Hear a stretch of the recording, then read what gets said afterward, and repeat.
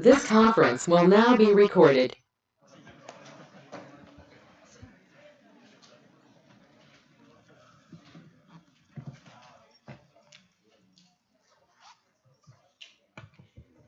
Good afternoon and welcome, everyone. The time is now 12:02 p.m. We will call this meeting to order. It has been duly posted as required by state law, and we will begin with our roll call, please.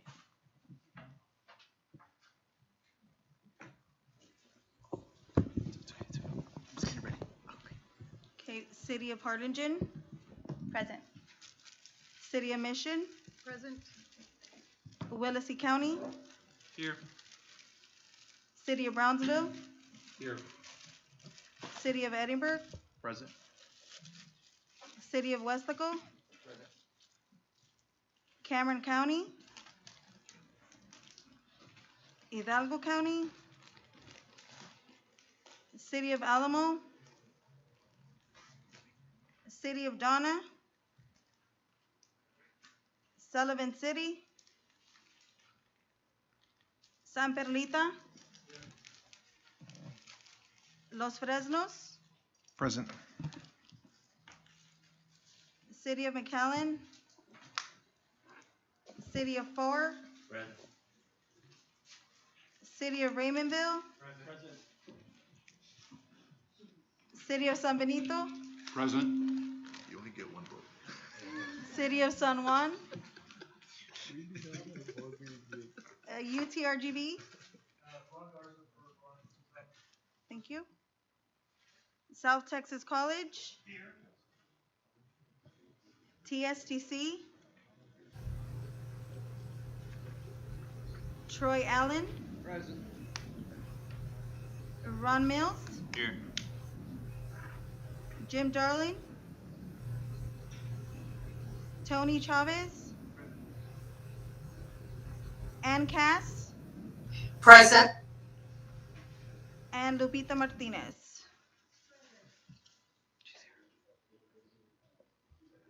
You have quorum.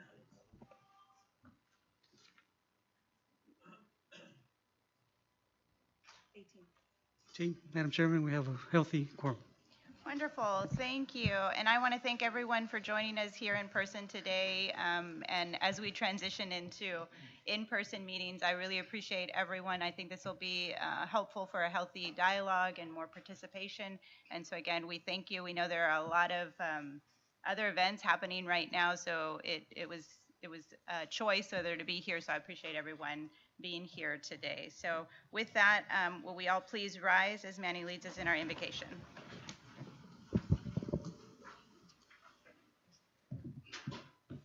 Let us pray. Heavenly Father, we begin this meeting by giving you thanks for the opportunity to gather here today. Merciful God, you remind us of your word, of your words that you always with us and will never leave us. You are the place where we can find refuge, comfort, and peace. Open our ears so we can hear your voice and our hearts to receive your word. Give us during our discussions, guide us during our discussions here today as we conduct business that will affect the citizens of the Rio Grande Valley. Give us the clarity of mind to act in their best interest and not ours. We pray that this meeting is successful, productive, and blessed. Almighty God, we give you the glory of what we accomplish. In Jesus' holy name, amen. The Pledge of Allegiance. Allegiance to the flag of the United States of America and to the republic for which it stands, one nation, under God, indivisible, liberty and justice for all.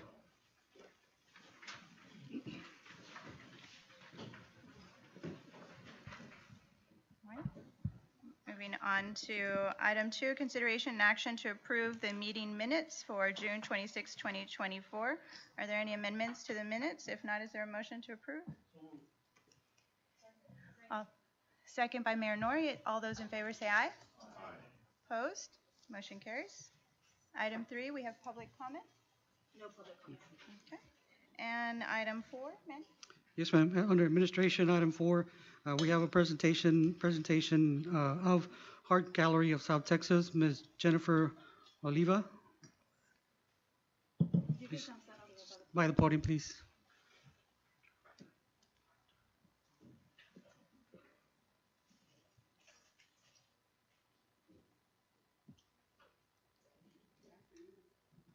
Thank you. Good afternoon. There was I submitted some slides. I don't know if you, okay, perfect.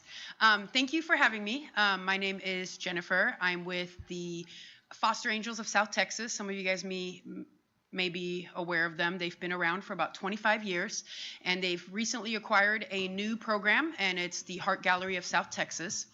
Each day, there's more than 6,000 children in Texas that are actively waiting to be adopted, and about 260 are from South Texas, which includes Corpus Christi to Laredo, all the way down to your area in the Rio Grande Valley. About 40% of that are in the Rio Grande Valley themselves, so the numbers are rather high for our region. With that being said, the First Lady of Texas, Ms. Cecilia Abbott, kind of revamped this program and is encouraging each region to take the Heart Gallery on. May you go to the next slide?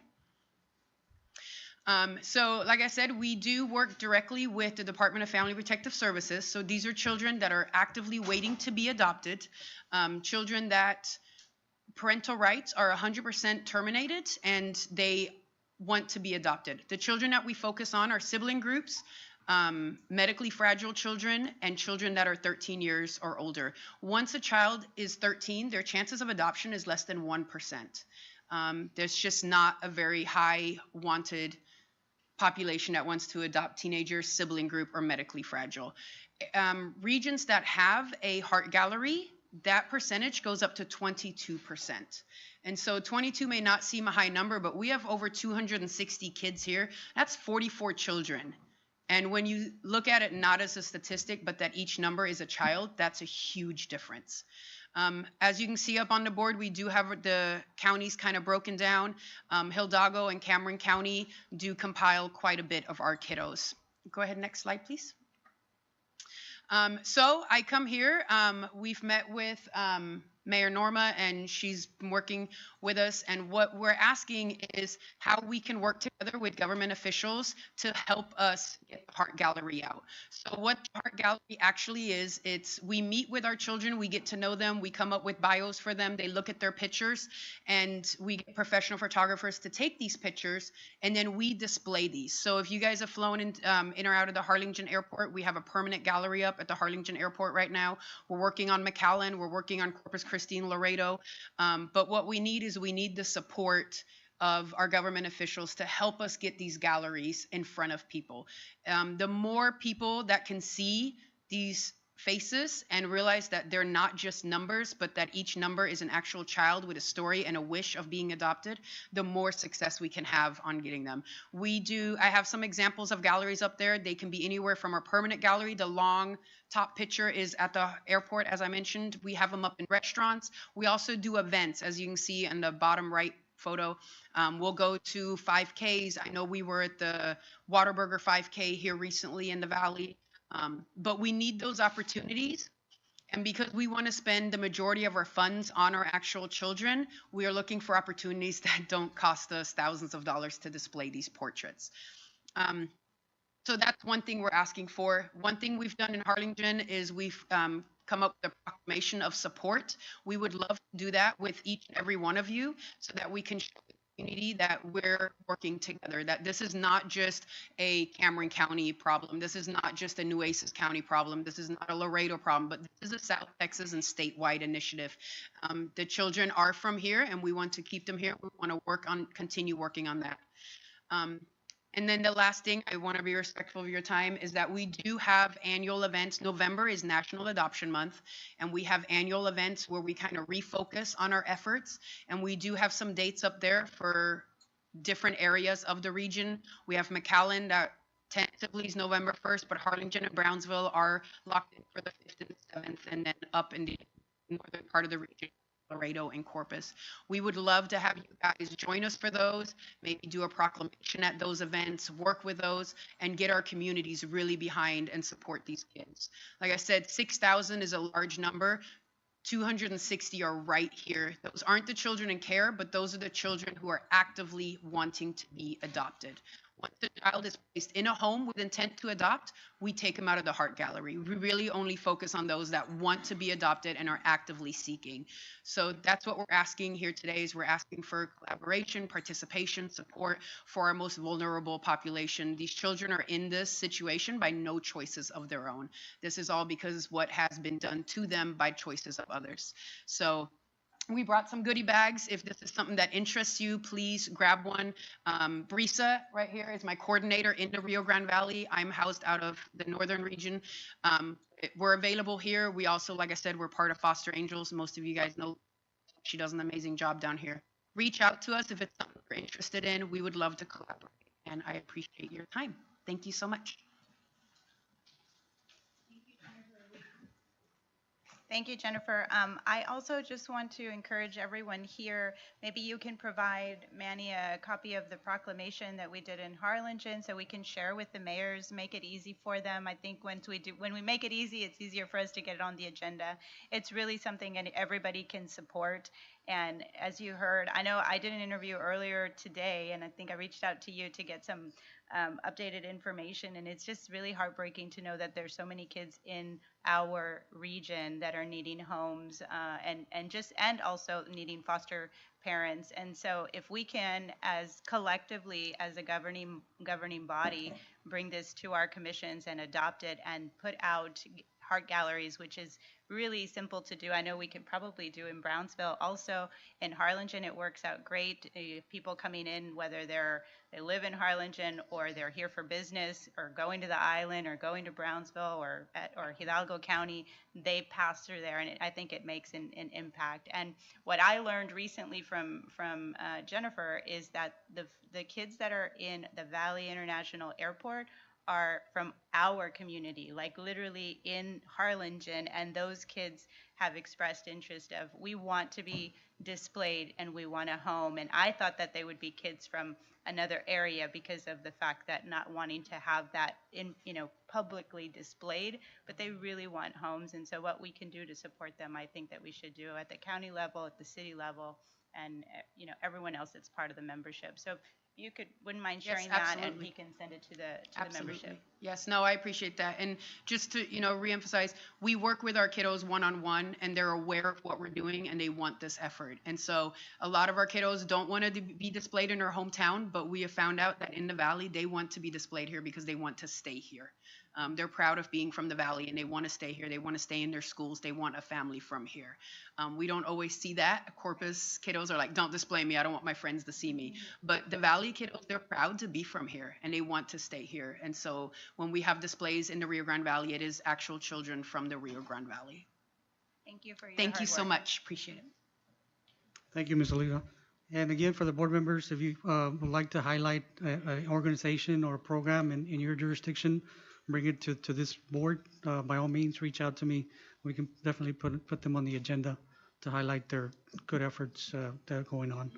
Before I move on to item B, just wanted to let everybody know, even though I want to echo the mayor's sentiments here and thank everybody for joining us in person. Moving forward, this is going to be our norm. But with that, we are going to be mindful, such as today. I know we have the next presenter and a couple of my staff that are sick due to the rampant COVID, I guess, situation going on, or just the cold. So we're going to be mindful of that. And for those that are unable to, we'll send a case-by-case individual link so you can join virtually in the future. So just wanted to let everybody know, make everybody aware of that. So the next action or item is the presentation and consider action regarding the 2023 annual audit. And we have Ms. Melissa Gonzalez, which she's joining us online to present.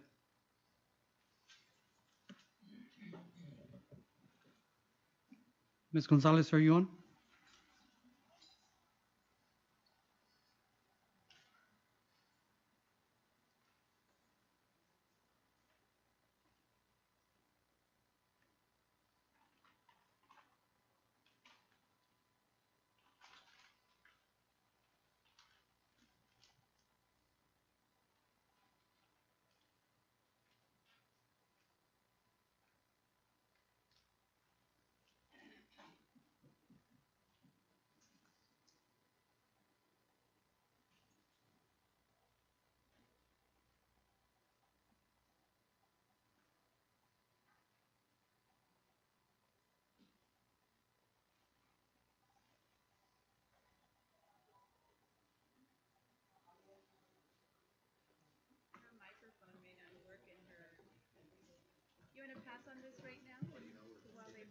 Yeah, we can postpone it to later. Hopefully we can get the mic. If not, we'll get it on the phone. Okay, we'll circle back. That way we can move on. Okay, so the item C is presentation and action to accept the quarterly investment report. Ms. Crystal Balboa, our finance director, is here to present. Good afternoon. The second quarter investment report was provided for your review. If there are no questions, it does require board action.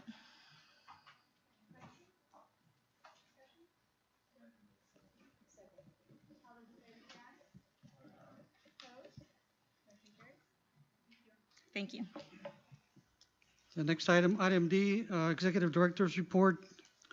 As always, I want to take this opportunity to present to you all new staff that have recently come on board since late. Oh, I'm sorry. Yeah, getting ahead of myself. The next item would be item D, consideration and action to approve the letter of support for TxDOT passenger rail route inclusion in the Federal Railroad Administration Corridor Identification and Development Program. Mr. Javier Dominguez is here to present. Thank you, Manny. Good afternoon, gentlemen and ladies of the board. Like Mr. Cruz said, my name is Javier Dominguez. I'm the executive analyst of the Lower Rio Grande Valley Development Council, for those who may not be aware of my name. I'm here today before you to ask about, to bring awareness that in both the FRA's Corridor Identification Development Program and the Long Distance Corridor Study, in neither maps and neither studies that they completed did they include an extension from Central Texas to the Rio Grande Valley. And so that being said, if we don't advocate for ourselves, how can we ask them to include us in their plans moving forward? And so that being said, we did find out that hopefully in January, the next application window for the Corridor Identification and Development Program is going to open up. And what that does in essence is, previously, TxDOT did a partnership with Oklahoma DOT and the FRA to do a study to look at passenger rail between Oklahoma City all the way down here through McAllen, and it ended in Brownsville. That study completed in 2016, and so instead of doing individual case studies like that, they just decided to go ahead with the IIJA and create this planning program, which has three phases. The first phase has no local match, the second phase has 10% local match, and the third phase has 20%. So they're opening it up nationwide. They approved 69 corridors in the first window, but instead of it being an annual application window open, they're doing it about every 2 to 3 years, just because of the demand and the amount of work and effort that goes into it.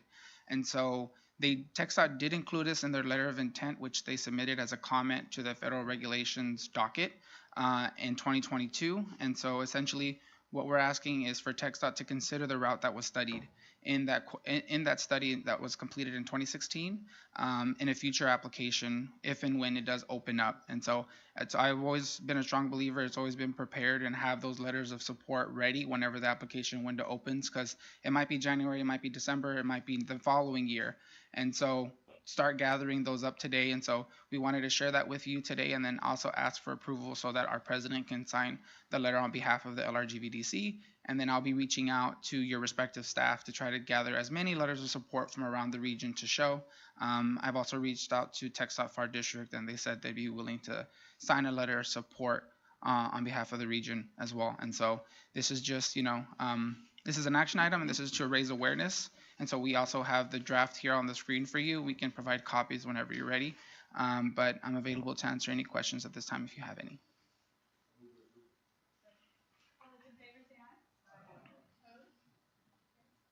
Thank you. Okay, now moving on to item E, Executive Director's Report. Again, like always, just wanted to introduce new staff that has come on board since late June. That's the last time we had our board directors meeting. And so we did have quite a bit since then. In June, we brought on board Mr. Rivera, Mr. Reyes, and Ms. Gonzalez. They are stationed at Valley Metro. In July, we brought on Ms. Torres at Valley Metro, Mr. Navarro, Homeland Security and Criminal Justice, and Ms. Duenas. She applied and transferred from AAA to our RGV 911 district. In August, we have Mr. Soto, Mr. Villarreal, Ms. Sanchez, and Mr. Gomez. First one, Mr. Soto, is a AAA, and the other three are Valley Metro drivers. So we welcome them aboard. Hope they enjoy their stay here at the LRGVDC.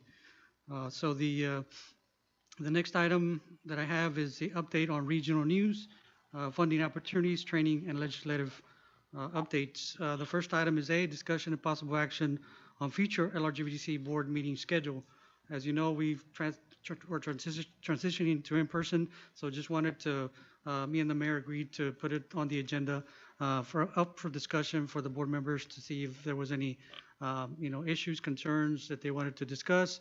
And so, and specifically, I do want to bring up what I did earlier. There'll be some certain situations where you might not be able to join us because either you're ill, such as some of the people that are online right now. And so just to lay down the rules of what is an acceptable absence. And so I open up the floor for the mayor or for the board members to gather any ideas or discuss any items or move forward as is. The current policy, I mean, we can still conduct virtual meetings. It's 3 counties or more. But to me, I believe that this board should come and meet in person because of the many projects that are going on, and not only that, the projects that are coming up in the near future, such as the Regional Transit Authority that we're spearheading, trying to push forward. And so, like last time when we presented that item before the board, nobody was very much aware of the RTA bill that exists. And so we want to make sure that everybody's aware of what's going on in the region, and most importantly, have you engaged in any process that might come forward in the future. Another potential benefit is broadband. About $300 million is the state of Texas is receiving, and so we want to make sure that you're here, ready to take action on any applications if we decide to apply, push forward and approve. So the current old bill that was put before during the pandemic still exists. 3 counties or more we can convene virtually, or it's up to the local committees to decide how they want to conduct business.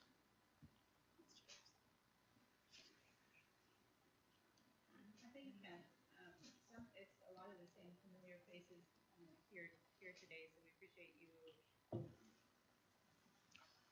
There we go. A lot of the same familiar faces here in the room today, and some newcomers and some additions to the board.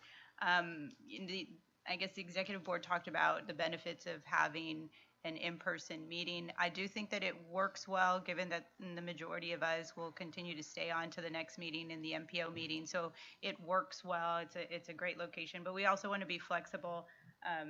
As Manny mentioned, I think he sent me a message about someone that had COVID. I was like, well, keep them at a distance because we all have work to do, and so we want to be flexible. I think just communicating on a case-by-case basis with Manny. Obviously, if you are out of town, out of state, and want to participate, and there's something on the agenda, then we should make those exceptions. We're traveling and we representing our communities and want to also be here. I think that those are valid reasons. I know some people travel further than others if there's conflicting times because you have a commission meeting or a city meeting or something. I think those are things that I think that we should give the discretion to Manny to kind of manage that. What do y'all, right? Okay. And this is Most institutions have already moved toward face-to-face meetings, and of course, if someone is sick, I mean, we had those protocols in place before the pandemic, so it's important that we go back to where we were before the pandemic. And of course, if someone is contagious, keep them at home and let them get over whatever they may have. But we need to be moving toward a face-to-face format. And I agree to go to in person, but as far as sending representation, that's not an issue, right? As far as somebody else. yes. Well, the way the COG board works is only elected officials can sit on the board, and so how you conduct the business at the county or city level, referring to if you want to appoint somebody, that's we leave it up to your discretion. And so, but that doesn't necessarily mean unless your commission dictates only that person can attend the board meeting, then that's a different story, right? Which I doubt. But any elected official, the judge or commissioners or mayor commissioners can attend this board meeting. So we're good there. As far as other positions, is there other positions, just FYI for me, right, that can't be substituted with someone else?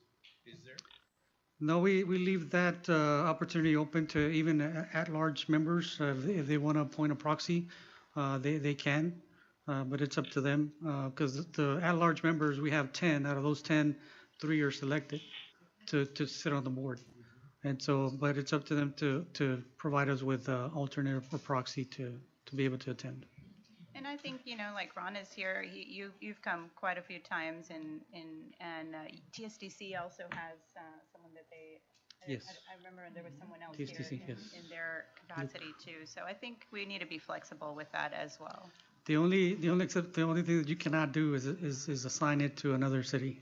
That's not kosher. I think if we can do that, that gives us the flexibility. I'm speaking for the Commissioners Board, right? Gives us the flexibility. And also, I think it helps to kind of keep them abreast of what's going on here as well, right? Right. But,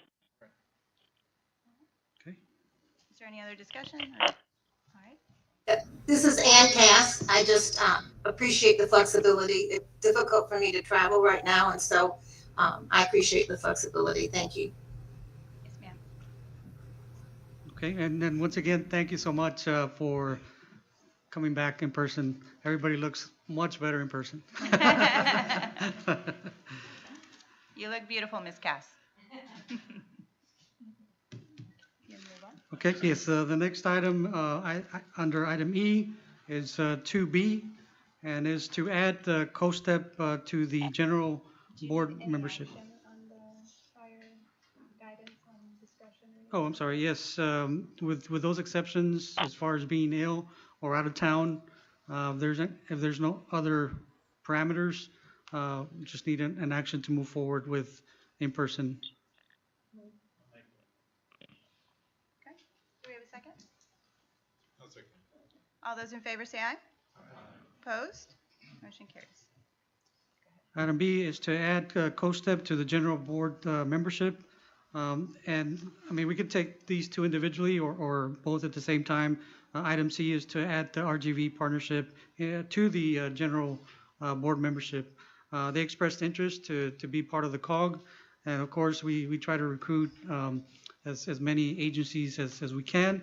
That only adds to the local pot that you provide contributions for to provide to the match on some of the grants that require a match.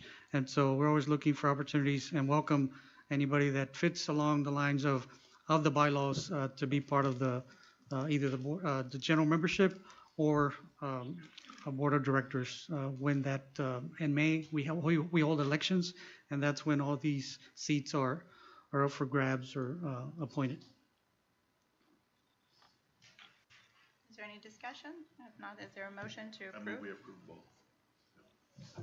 All those in favor say aye. Opposed? Motion carries. All right.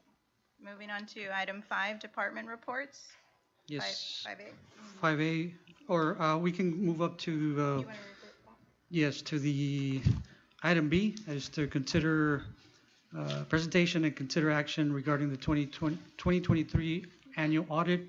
Ms. Melissa Gonzalez should be able to join us now. Ms. Gonzalez, are you on? Yes, I am here. Good afternoon. Can you hear me now? Yes, ma'am.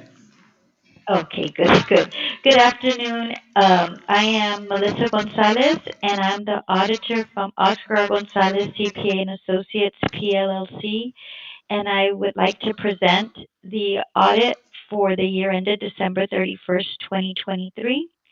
If you could go to page 1 of the audit, the very, very first paragraph that has in bold opinions. We have audited the company financial statements of the governmental activities the aggregate discretely presented component unit, each major fund, and the aggregate remaining fund information of the Lower Rio Grande Valley Development Council as of and for the year ended December 31st, 2023, and the related notes to the financial statements, which collectively comprise the Lower Rio Grande Valley Development Council's basic financial statements as listed in the table of contents. In our opinion, the financial statements referred to above present fairly, in all material respects, the respective financial position of the governmental activities, the aggregate discretely presented component unit, each major fund, and the aggregate remaining fund information of the Lower Rio Grande Valley Development Council as of December 31st, 2023, and the respective changes in the financial position thereof for the year then ended in accordance with accounting principles generally accepted in the United States of America. Basically, what that means is that you got a clean opinion in us performing our audit procedures on your financial statements. We did not find any material issues. Everything was in compliance. The same opinion is on your major programs. In our testing and what we did on the major programs, everything was found compliant. Mrs. Crystal Balboa and her staff do an excellent job. They keep your financial records. They maintain them very well, and they meet compliance. So that is the main thing I do want to emphasize is that you do, considering the amount of grant, federal and state grant monies the council has, they do a very good job. If you could go to page 16, this is just the statement of revenues, expenditures, and change in fund balance for the year ended December 31st, 2023, and the total federal grants that were received was 9,682,441. The total state grants was 17,719,246. Your local revenues is 5,147,250. So this gave you total revenues of 32,548,937. Your expenditures were 32,548,937. So there was no change in your fund balance. So your fund balance at the end of the year is 33,917.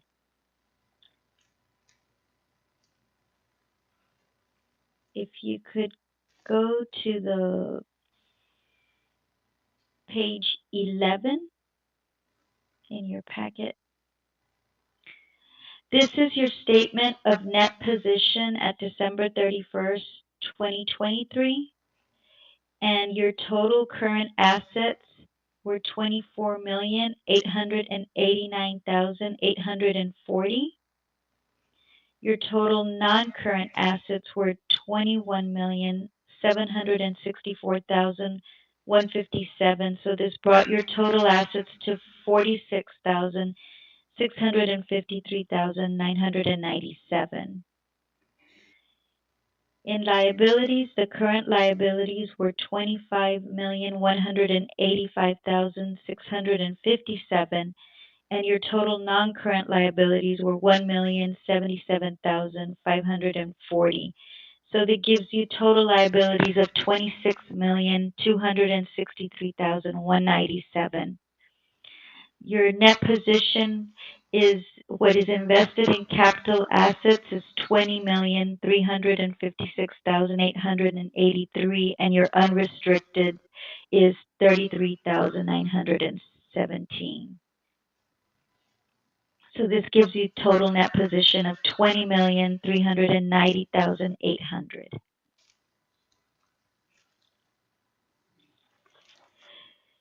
I did include in your packet so you could see was the schedule of revenues, expenditures, and changes in fund balance, the budget versus actual.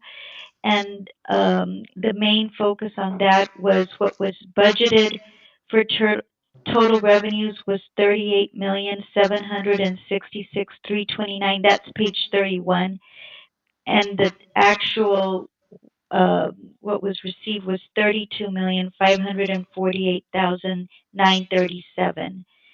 So there was a difference in what was expected to come in grants versus what did come in. And the expenditures reflect the same thing. And that would be on page 32.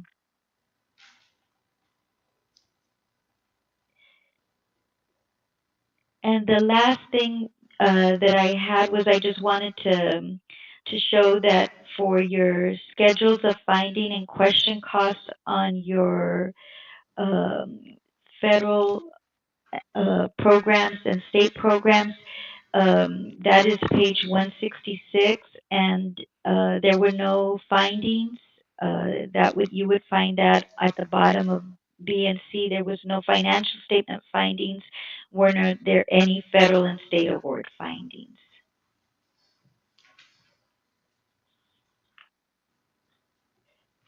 That is basically my presentation, unless there's any questions.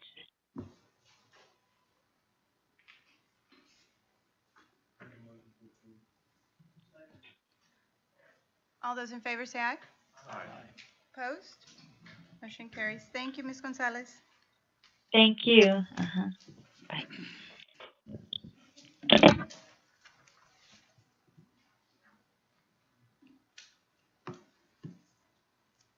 Do you want to move back? Yes, 5A? ma'am. Item 5, department reports. A is Community Economic Development. Ms. Melissa Gonzalez. Not the same Not Melissa the same. Gonzalez that was on the phone. Good afternoon, everybody. My name is Melissa Gonzalez. I am the Assistant Director for the Community and Economic Development Department. And today I've got 2 action items that I need approval from y'all.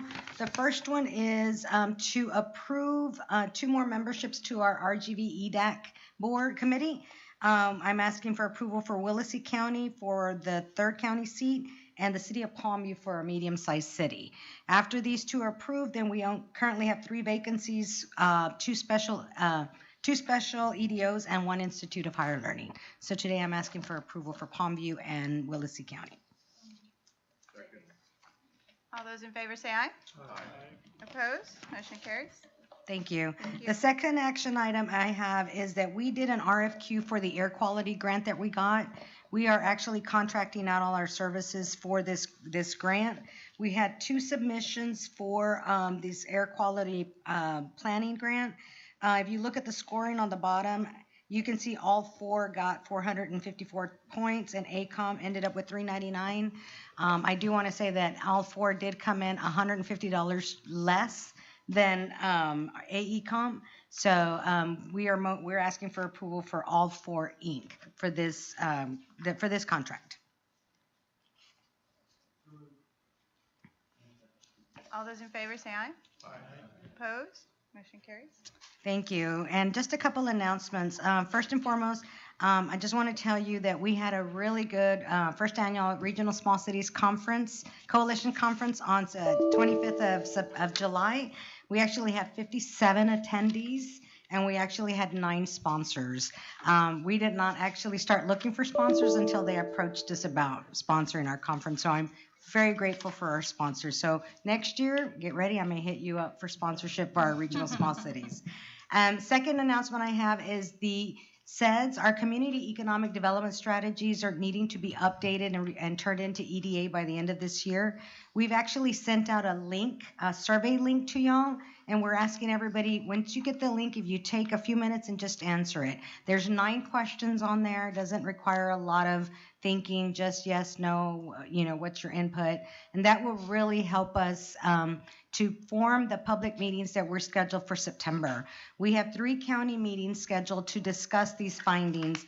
The first one is going to be September 5th in Cameron County at 10 a.m. That will be at the Annex Center in San Benito for Cameron County. Then we're going to be at Willacy County that same date at 1:30. We're going to be at the Judges Chambers in Raymondville at Willacy County Courthouse.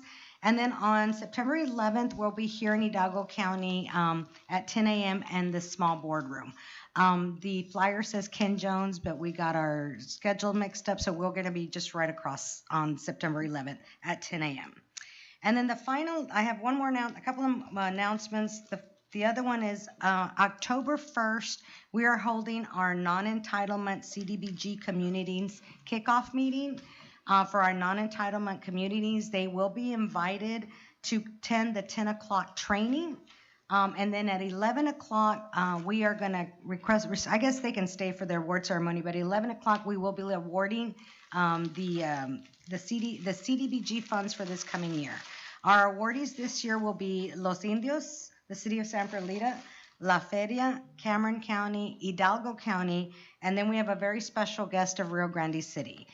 Rio Grande City is the only awardee for South Texas Council of Government, so they've asked us if it's okay if we include Rio Grande City here, and we absolutely said yes, so we'll have a special guest on that day. So again, that's on October 1st at 10 a.m., and it'll be held here in this office. And the final announcement I have is just a friendly reminder to make sure everybody is following their water conservation plans. That comes from Mayor Jim Darling with all our water issues, so please, just a friendly reminder about water conservation. Thank you so much. Thank you, Ms. Gonzalez. The next item is item 5B, Health and Human Services. Ms. Margarita Lopez. Good afternoon, board members and Madam Chair. Welcome back. It's good to see you all in person. I do have 2 action items for your consideration.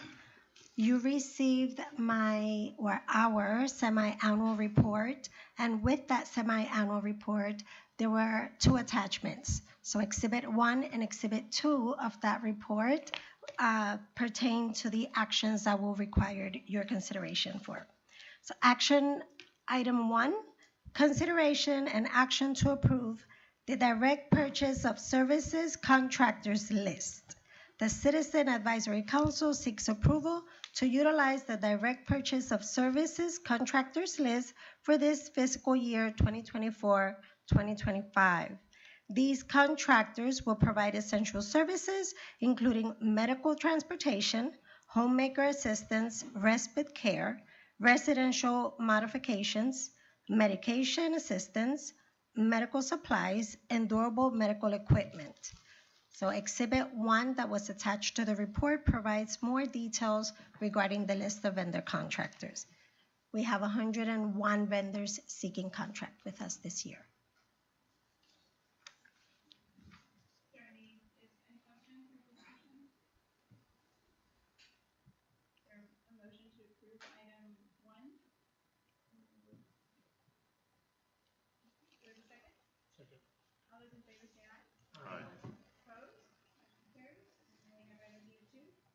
Thank you. The Citizen Advisory Council requests consideration and action to approve the list of subrecipients providing services under the Older Americans Act, services under Title III. The subrecipients will provide services such as congregate meals, home-delivered meals, transportation, senior center operations, and caregiver education and training to seniors in Cameron, Hidalgo, and Willacy County. Please refer to the attached list, Exhibit 2.1.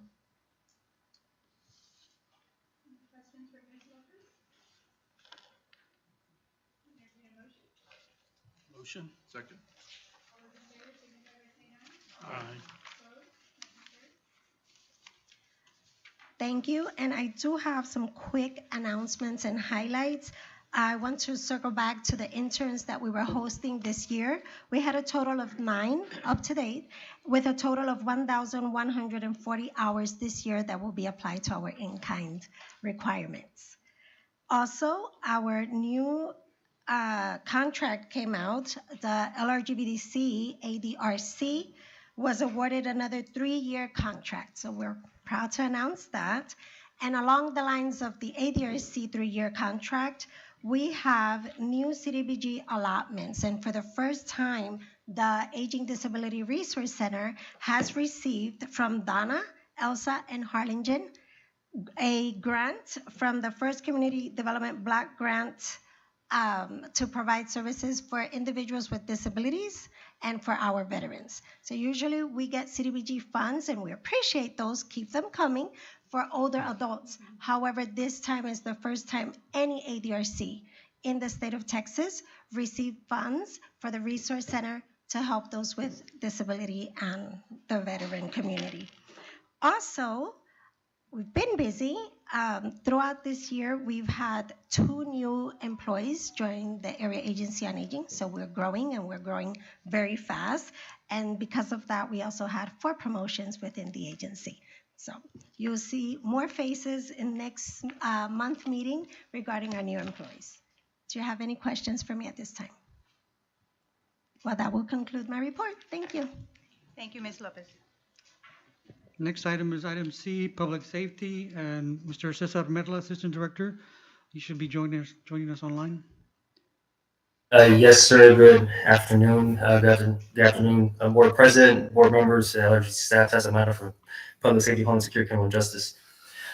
Really quick, I have 4 action items on the docket today, all having to do with the 2025-2026 grant cycle. First one, consideration and action to approve a Homeland Security Advisory Committee's bylaws as is for the FY 25-2026 grant cycle. This is just standard housekeeping procedures for the bylaws.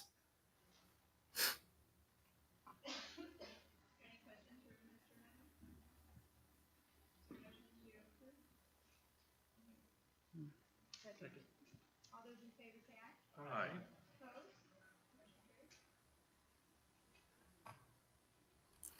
Thank you, ma'am. Thank you all.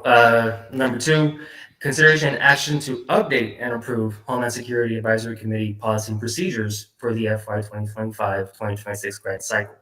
Quick summary is there was just an update to page 3 to update some verbiage to actually make it more for the syntax to actually read correctly. So now that's been updated and we're seeking approval.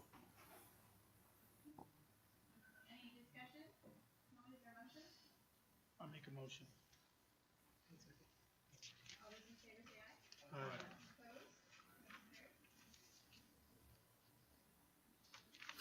Alrighty, thank you very much.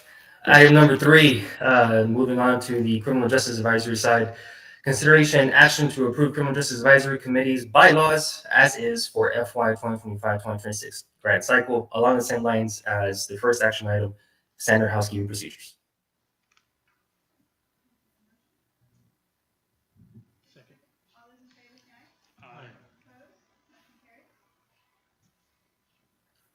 And thank you, ma'am. Last but not least, consideration and action to approve Criminal Justice Advisory Committee's policy procedures as is for FY 2025-2026 grant cycle.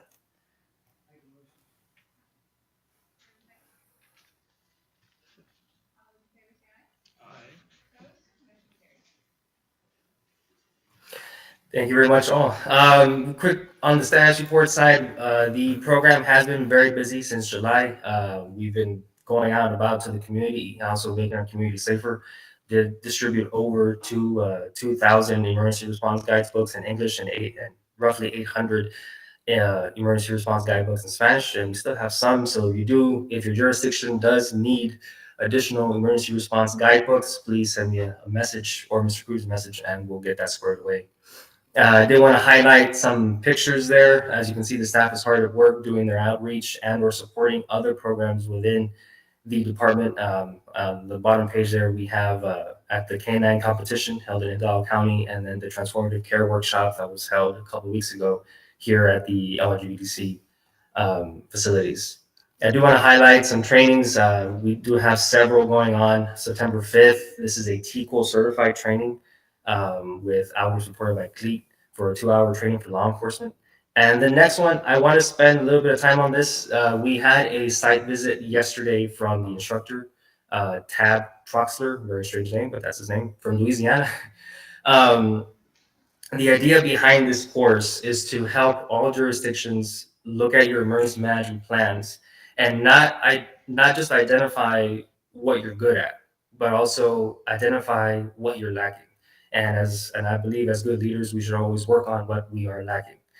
So this training, the 2-day training, so Thursday, Friday, September 19th and 20th, will assist in that, especially coming in 2025 when the majority of emergency management plans are due for updates across the board. There is still plenty of room on the docket right now. We have 31 confirmed registrations, and we're plenty of room for more. Um, Moving on to the last update there, October 21st, 2023. That is a 3-day course for support that saves on the more mental health side, but this does cater more to the law enforcement side. And it is available for all officers to sign on and register.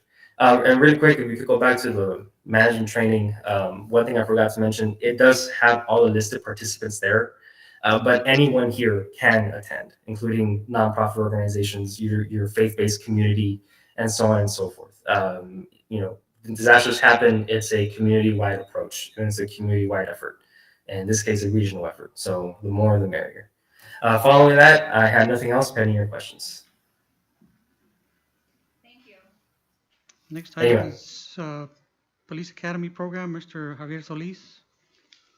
He's also joining us online.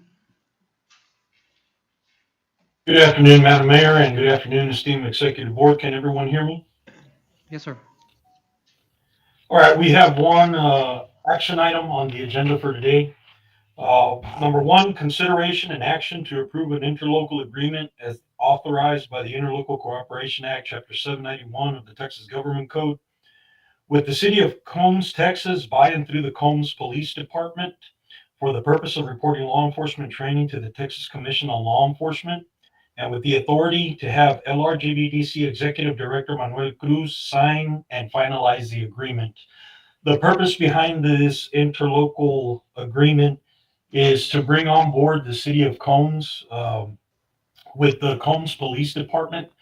They have an outstanding training facility, and by entering into this local agreement, it would provide another venue for local law enforcement agencies around that area to be able to attend in-service training and to be able to report law enforcement training for the Combs Police Department and the surrounding smaller agencies within that area. So we ask for your consideration and action to approve. Any questions for Mr. Solis? All those in favor say aye.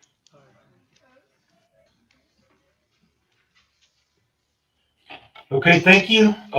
I will be brief with my one highlight that I want to feature for this month, which was that we held the 2024 Rio Grande Valley Police Canine Competition. I want to thank Mayor Ramiro Garza and the City of Edinburgh. They were instrumental in being able to put that on. We worked diligently with the Edinburgh Parks and Recreation Department. Mr. Javier Garza there was phenomenal, and I think that his work needs to be commended along with the staff. They were instrumental in being able to put on that event. Over 50 police canine teams attended that training. They received training on narcotic detection, explosive detection, and criminal apprehension. We had a total of 26 police canine units, 26 law enforcement agencies that attended the training. Excuse me. And we also had teams from Mexico come in from the Kansas City Railroad Police, who also received training on narcotic detection. Plans are already underway for next year's event, but I want to thank everyone that was a sponsor. I want to thank everyone that helped with this event. To highlight how important these trainings are, since we hosted that training, we've had 5 success stories from canine handlers and their dogs that attended that training. Just here in the Rio Grande Valley, following the short weeks from having that training, we've already had 5 drug seizures that stem from this training. And the one that I really want to highlight is 40 kilograms of methamphetamine seized in an 18-wheeler where the narcotics were hidden in cement bricks, something that no human being would have seen, something that no human being would have been able to smell. But because this team attended the training, they were able to receive training that was instrumental in making that seizure here in the Rio Grande Valley. So, and that's just one of 5 success stories. We had another incident where 700 grams of fentanyl were also seized and taken off the streets. And these are all drug seizures here in the Rio Grande Valley. It has a direct impact on our communities. So I want to thank everyone that was supportive in putting this on, especially you, Mr. Cruz. Thank you for allowing us to host that training. And like I said, we're already making plans to have next year's training. So I just want to thank everyone for that. The other thing that I want to say to you, Mayor Sepulveda, is that we are having the graduation of the Harlingen Basic Peace Officer course next month. I'm going to be reaching out to your office, ma'am, to extend to you a personal invitation because I would really appreciate if I think it would be great for you to be there to welcome those officers onto the city of Harlingen. So thank you all very much. I hope you all have a wonderful afternoon, and I excuse myself for not being able to be there today in person. Thank you for all your hard work. Looking forward to the invitation. Thank you so much. Yes, ma'am. Thank you. Moving on is the Rio Grande Valley Emergency Communication District, Mr. Dennis Moreno, Assistant Director.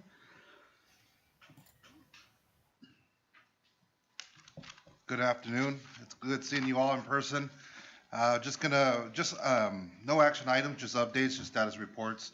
I'm gonna speak about our GIS division. We created an addressing hub that's gonna be utilized as our addressing solution. So as we continue to assist our first responders, we're also assisting with our addressing of our homes here in the Rio Grande Valley. In addition to that, our new addressing hub was also presented on July at our National ESRI conference. So that's a big kudos to our folks that are working hard there at our 911 offices. In addition, I'll move on to our 911 IT technology team. We're coordinating inspections to our 911 generators. This is going to be part of our mitigation plan to ensure testing is conducted year round, and we're ensuring everything runs optimal.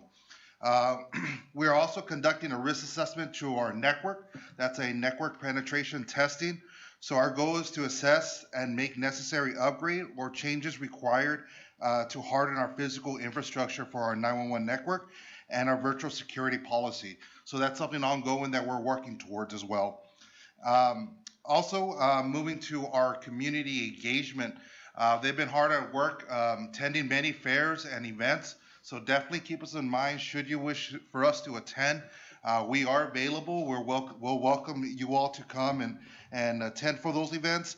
But a big important topic as well is a flyer that I have outside. You all could be able to share with you. I will be able to share with you all. Is on September 19th, we're having our second annual Public Safety Wellness Seminar. Our goal is to enhance the well-being of our public safety officials. So in our commitment to community support, we're offering this seminar free of charge to all public officials. This is an all-day event from 8 a.m. to 5 p.m. Tea-cool hours will be provided. The speakers is Mr. Chris Gallen. He's a former Norfolk Police Department and also founder of the Survival Mindset. We also have Mr. Doug Manda, who's also a founder of Survive First and a former retired narcotic agent. Last year we had about 396 attendees. We're already up to close to 200. So we're making so we welcome you all to share this event. And in addition, we also have Nueva Luz Foundation, which will be presenting a wellness through peer support. So it's all wellness tailored to our dispatchers, but all public safety officials and along with yourselves. So I'll definitely send this to email, and if you guys should share this to your city folks, it's welcome to everybody to attend. If you have any questions, I'm here to answer them.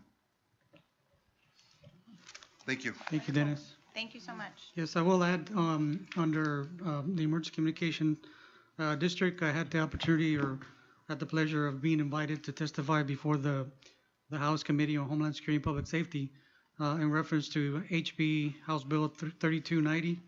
That's in relation to Next Generation 911 service fee, the rollout and implementation of the system, and the lessons learned. I took part, it was August 15th, and our Honorable Representative Guillen and Representative Canales are part of that committee. And so I had the pleasure of testifying before that committee and provide an update on our current status on our next generation, which is the digital 911 system that was implemented in 2021. So funding was provided. We received 2.6 million for our region, which encompasses Hidalgo and Willacy County, for the implementation of recurring costs of this system. And since it's an upgrade from analog to digital, it's more expensive. And so one of the lessons learned that I provided information on was the recurring costs. We went from anywhere between 300,000 a year to 1.3 million, 1.4 million a year. So we're actively seeking and looking for grant opportunities and funding such as these to be available so we can receive them. And also leading the charge on trying to increase the 911 fee. Right now it's 50 cents. We're looking to possibly increase it another 25 cents just because of the cost of that it takes to maintain the system. And so that's going to be, hopefully this legislative session will be up for review and hopefully passed. If not, then hopefully the governor can give us another, some more funding. But we're actively, seeking that for future implementation. Okay, next item is transportation. Mr. Tom Logan. Yes, good afternoon. We have two action items. First item is consideration and action on review and approval of promotion of Election Day and Get Out the Vote initiative with Valley Metro Bus Service. The staff is requesting board approval for the initiative to promote voter participation by providing free bus service during Election Day and during the early voting stage. Those presenting their voting card will board the buses for free. While boarding the bus, they will also have the opportunity to be exposed to public transportation, so we're using it as a marketing opportunity. We also are requesting authorization to request donations to do a comprehensive marketing campaign. As you can see here across the state and the nation, different transit agencies have taken this initiative. We just want to bring it down here to the Valley to promote Election Day. I think this is a fantastic idea. I was looking at the dates. You're going to have to get aggressive with those requests for donations. Did you have a plan in place to do that? We do. As soon as we leave here, we're going to start calling people. On your way out, pick up your invoice. Your office. I think it's a great idea, and especially for communities like mine, we rely on this type of transportation. The city doesn't have its own. I know Brownsville does, and Brownsville does an excellent job of getting out that message. And I think that I talked to Manny about that. I said Brownsville's got it down. We got to really emulate what they're doing over there. And I only happen to be in Brownsville more, so I don't know if it's happening in Hidalgo County, but I think it definitely helps everyone participate in the democratic process. So I think it's a great idea. Is there any questions for Tom? All right. Is there a motion? All right. And second by Mayor Nori. All those in favor say aye. Opposed? Motion carries. Thank you. Second item, consideration and action to approve acquisition and overhaul of vehicles under the state and federal approved grants that the LRGVDC Valley Metro have received. We have identified over $2 million to overhaul buses and replace some of those buses. These buses have met their midlife and they're at almost 400,000 miles. They do need new engines, new powertrains, TLC here and there, so we'll be investing on that. Is there any discussion? Not. Is there a motion?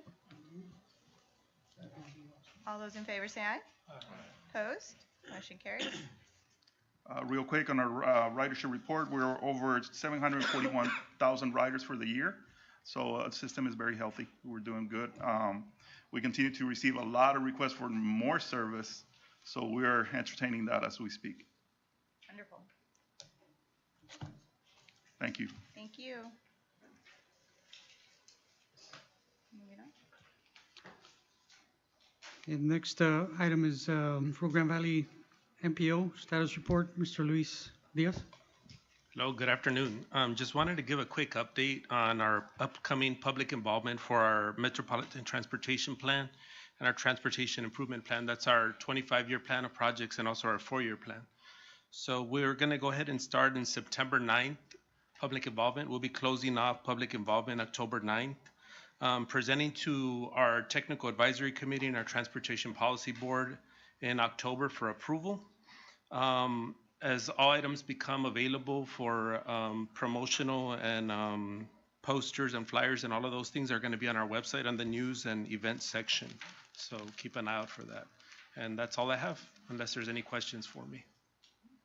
Thank you. Thank you. All right. Does anyone have any for item 7, new or unfinished business? If nobody does, really, really quick, 2 items. Just wanted to advise everybody, let everybody know that on Thursday, August the 22nd, I attended I guess, one of the very first census meetings that has already taken place. And so, coming this coming census, we'll be participating, be more active, especially with our 911 district, to provide the necessary data information that they need so that we could hopefully get everybody counted. And we'll coordinate with Cameron County, also 911, to make sure that that information is provided. So that is ramping up, and so if you receive an invite, by all means take part in those efforts, because we really need to make the numbers count for the valley. And so second is just wanted to invite everybody that we're having our second regional mobility advisory committee, RMAC meeting. That's spearheading the Regional Transit Authority Initiative. That's being scheduled, Javier, on September 5th. At what time? At 10 a.m.? Okay. And it's going to be in person? Hybrid? And so we'll send you the invite if you haven't received it. Please participate in that. We need your feedback, or for you to be aware of what's going on with that effort. That alone can have the potential to provide some more needed funding for Valley Metro. Maybe triple the funding for that service, so we can further expand those services throughout the 5-county area. So. Awesome. Thank you. Thank you all for joining us today. We are adjourned. Take care. Yes, sir. We haven't told anybody about the housekeeping and the position. You're the only one.